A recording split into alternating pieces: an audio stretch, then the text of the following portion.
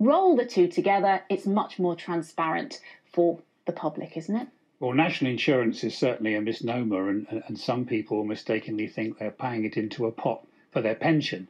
It is more or less a tax, but I think that one of the problems with merging with income tax is you'd have to make up the employer's contribution to national insurance, and I think you'd end up with a fairly hefty basic rate of income tax, which I don't think would be very popular with people. Bob Blizzard, the UKIP MEPs were democratically elected. The people of the East spoke. They have their mandate. So what's not to like? Yeah, but I think the real point here is that Nigel Farage has made his name by presenting himself as something different, not a politician like the rest. What we can see is he is a politician. He's been in the European Parliament for several years now, taking over 100,000 a year, plus staff from an organisation he doesn't believe in, and then not putting in the work. I think that's a bad advert for politics. The European elections in 1999 and in 2004, but actually shortly after we bounced back and we won resounding victories in the parliamentary elections. I think you got the policy on Europe wrong, though.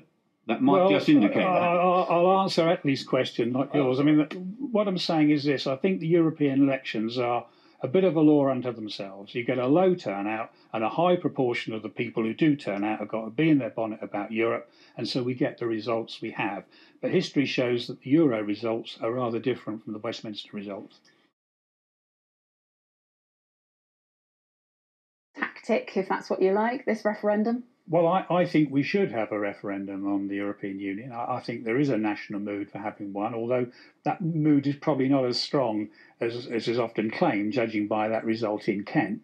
But importantly, I think a referendum would lance the boil, and it would allow the arguments that are not put at the moment, the arguments for staying in, to be put. Principally, the really vital importance of the single market for our economy. And I think once those arguments were put, the opinion polls that are about even at the moment would tilt towards staying in, and I think people would vote for staying in like they did in '74. You're a leader, though, aren't you, on that? Well, maybe, but that's my view. It's the view of quite a lot of people in the Labour Party. Peter, very briefly, how's this being funded, all this posting of envelopes, etc.? We're going to have to be quick. Yeah, Bob's taking a very principled stand.